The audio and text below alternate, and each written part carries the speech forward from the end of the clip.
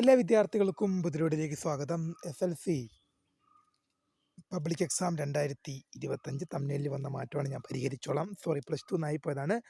SLC public exam ഇന്ന് നടന്ന exam ഇംഗ്ലീഷാണ്. ഇംഗ്ലീഷ് പരീക്ഷ എങ്ങനെ ഉണ്ടായിരുന്നു, A+ കിട്ടാൻ എത്ര മാർക്ക് വേണം, ജയിക്കാൻ എത്ര മാർക്ക് വേണം എന്നിങ്ങനെയുള്ള വിദ്യാർത്ഥികളുടെ മുഴുവൻ സംശയങ്ങൾക്കുള്ള മറുപടി ആണ് വീഡിയോയിൽ കൂടെ പറയാൻ പോകുന്നത്. അതിനു മുമ്പായിട്ട് പരീക്ഷ എങ്ങനെയുണ്ടായിരുന്നു? ഈസി ആയിരുന്നോ? ഇംഗ്ലീഷ് എക്സാം കുറച്ച് ടഫൊക്കെയാണ്. പൊതുവേ നമ്മൾ ഇംഗ്ലീഷ് എന്ന് പറയുന്നത് ഒരു ഫോറിൻ ലാംഗ്വേജ് ആണ്, വിദേശ ലാംഗ്വേജ് ആണ്. പൊതുവെ വിദ്യാർത്ഥികൾക്ക് ഏറ്റവും കൂടുതൽ ടഫ് ഉണ്ടാക്കുന്ന ഒരു വിഷയവും ഇംഗ്ലീഷ് തന്നെയാണ്. എത്രത്തോളം ഇന്നത്തെ പരീക്ഷ നിങ്ങളെ സ്വാധീനിച്ചു? എളുപ്പമായിരുന്നോ, കടുപ്പമായിരുന്നോ, എങ്ങനെയാണ്, ആവറേജ് ആണോ, ജയിക്കുമോ, നിങ്ങൾക്ക് നല്ല മാർക്ക് കിട്ടുമോ, A+ കിട്ടുമോ, എന്താണ് നിങ്ങളുടെ അഭിപ്രായം? അത് കമൻറ്റ് ചെയ്യുക. അപ്പോൾ നമുക്ക് നേരെ വീഡിയോയിലേക്ക് പോകുന്നതിന് മുമ്പായി ആദ്യമായിട്ട് ഈ ചാനൽ കാണുന്ന വിദ്യാർത്ഥിനികളുണ്ടെങ്കിൽ തീർച്ചയായും അടിക്കേണ്ട, മറക്കേണ്ട, സബ്സ്ക്രൈബ് ചെയ്ത് കൂടെ പറയാൻ പ്രത്യേകം ശ്രദ്ധിക്കാം. സബ്സ്ക്രൈബ് ചെയ്തതിനൊപ്പം നോട്ടിഫിക്കേഷൻ ബെല്ലുകൾ ഓൾ ഓപ്ഷൻ എനേബിൾ ചെയ്യുക. ചാനലിലെ വീഡിയോസ് നിങ്ങൾക്ക് ഉപകാരപ്രദമാകുന്നുണ്ടെങ്കിൽ തീർച്ചയായും ലൈക്കും കൂടി ചെയ്യുക. അതുപോലെ തന്നെ നിങ്ങളുടെ സുഹൃത്തുക്കളിലേക്ക് ഷെയർ ചെയ്ത് കൊടുക്കാനും കൂടി പ്രത്യേകം ശ്രദ്ധിക്കാം. അതുപോലെ തന്നെ നമ്മുടെ ചാനലിൻ്റെ വാട്സപ്പ് ഗ്രൂപ്പിൽ ജോയിൻ ചെയ്യാനുള്ള ലിങ്ക് നിങ്ങൾക്ക് വീഡിയോയ്ക്ക് താഴെ ഡിസ്ക്രിപ്ഷൻ ബോക്സിൽ നൽകുന്നതായിരിക്കും. അപ്പോൾ നമുക്ക് നേരെ വീഡിയോയിലേക്ക് പോകാം. SLC പബ്ലിക് എക്സാം 2025 +2 എന്നാണ് ഇവിടെ കാണുന്നത്. +2 എന്നാണ് കാര്യമാക്കേണ്ടത്. തമ്മിലിൽ വന്നപ്പോഴുള്ള മിസ്റ്റേക്കാണ്, ഞാൻ മാറ്റിക്കോളാം. അത് തമ്മിലിൽ വരുമ്പോൾ മാറുന്നതായിരിക്കും. ഇംഗ്ലീഷ് എക്സാം എങ്ങനെയുണ്ടായിരുന്നു, ഇന്ന് നടന്ന എക്സാം? ഈ വീഡിയോയിലേക്ക് പോകുന്നതിനും എനിക്ക് വിദ്യാർത്ഥികളോട് പ്രധാനമായും പറയാനുള്ളത്, പൊതുവെ ഇംഗ്ലീഷ് എന്ന് പറഞ്ഞൊരു ഫോറിൻ ലാംഗ്വേജ് ആണ്. എക്സാം എങ്ങനെ ഉണ്ടായിരുന്നു? ഈ പൊതുവെ ടഫുള്ള വിഷയം തന്നെയാണ്. ഇപ്പം ഞാനൊക്കെ പഠിക്കുന്ന കാലത്തായാലും ഇംഗ്ലീഷ് എന്ന് പറഞ്ഞാൽ ഭയങ്കര ടഫുള്ള വിഷയം തന്നെയായിരുന്നു. കാരണം എന്നെയൊക്കെ സംബന്ധിച്ച് ഞാൻ അധികമൊന്നും ആയിട്ടില്ല. ഞാൻ 2022 പാസ് ഔട്ടാണ്. ഞാൻ 2022 പാസ് ഔട്ടാണ്.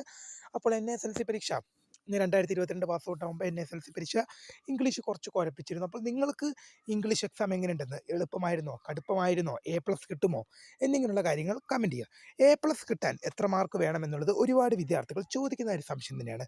നിങ്ങളുടെ മെയിൻ എക്സാം എന്ന് പറയുന്നത് 80 മാർക്കിന് എക്സാമാണ്. 80 മാർക്കിൻ്റെ മെയിൻ എക്സാമാണ്. അതിൽ ഒരു വിദ്യാർത്ഥി 72 അതിന് മേലേക്കോ സ്കോർ ചെയ്യുന്ന ഒരു വിദ്യാർത്ഥിക്ക് A+ ലഭിക്കുന്നതായിരിക്കും. നിങ്ങൾക്ക് നിങ്ങളുടെ എക്സാം എന്ന് പറഞ്ഞ 80 മാർക്കിനാണ്. 72 മേൽ സ്കോർ ചെയ്യുന്ന വിദ്യാർത്ഥിക്ക് A+ ലഭിക്കും. 80 മാർക്കിൻ്റെ റിട്ടേൺ എക്സാമാണ് നിങ്ങൾക്ക് ഇംഗ്ലീഷിനുള്ളത്. അതിൽ 72 അതിന് മേലേക്കോ എത്ര മാർക്ക് സ്കോർ ചെയ്താൽ പോലും 72 മേലേക്കായിരിക്കണം എങ്കിൽ നിങ്ങൾക്ക് A+ ആണ്. ജയിക്കാൻ എത്ര മാർക്ക് വേണം? ജയിക്കാൻ നിങ്ങൾക്ക് ഈ 80 മാർക്കിൻ്റെ റിട്ടേൺ എക്സാമിൽ നിങ്ങൾക്ക് ജയിക്കാൻ എത്ര വേണമെന്ന് ചോദിച്ചു കഴിഞ്ഞാൽ 24 മാർക്കാണ് നിങ്ങൾക്ക് വേണ്ടത്. 24 മാർക്ക് നിങ്ങൾക്ക് ലഭിക്കുന്ന പക്ഷം നിങ്ങൾ ഇംഗ്ലീഷ് എക്സാം പാസ് ഔട്ട് ആകുന്നതായിരിക്കും. ഇംഗ്ലീഷ് എക്സാം നിങ്ങൾ പാസ് ഔട്ട് ആവണമെങ്കിൽ നിങ്ങൾക്ക് 24 മാർക്ക് നിങ്ങൾക്ക് ആ സബ്ജക്റ്റിൽ ലഭിക്കണം. അപ്പോൾ ഇങ്ങനെയുള്ള കാര്യങ്ങളിലാണ് പാസ്സാകുന്നത്. അപ്പോൾ പരീക്ഷ എങ്ങനെ ആയിരുന്നു? ഈസി ആയിരുന്നോ? എന്താണ് നിങ്ങളുടെ പ്രതികരണം? നിങ്ങളുടെ പ്രതികരണത്തിന് വേണ്ടി ഞാനിവിടെ കമൻറ്റ് ബോക്സും തുറന്നു വെച്ച് കാത്തിരിക്കുകയാണ്. നിങ്ങളുടെ പ്രതികരണം എനിക്കതാണ് അറിയേണ്ടത്. വിദ്യാർത്ഥികളുടെ റെസ്പോൺസ് എങ്ങനെയുണ്ട്? ഒരു പരീക്ഷ കഴിഞ്ഞു, എന്താണ് ആ വിദ്യാർത്ഥികളുടെ ആ പരീക്ഷയുമായി ബന്ധപ്പെട്ട പ്രതികരണം? അതറിയാൻ എന്താണ്, ഈസി ആയിരുന്നോ അല്ലെങ്കിൽ കടുപ്പമായിരുന്നോ, എന്താണ് വിദ്യാർത്ഥികളുടെ അഭിപ്രായം? അതറിയുക എന്നുള്ളതാണ് നമ്മുടെ ഒരു സന്തോഷം എന്ന് പറയുന്നത്. ഇപ്പോൾ എന്നെ സംബന്ധിച്ച് എൻ്റെ അഭിപ്രായം പറയുകയാണെങ്കിൽ ഒരു കടുപ്പേറിയ വിഷയമാണ്, ഫോറിൻ ലാംഗ്വേജ് ആണ്. എന്നാൽ നിങ്ങളെ അത് എത്രത്തോളം സ്വാധീനിച്ചു എന്നുള്ളത് കമൻറ്റ് ചെയ്യുക. അപ്പോൾ പുതിയ വീഡിയോ കാണുന്നവരെ, my name is Kareeda, founder of Skaria for the career guidance. Time for watching. By.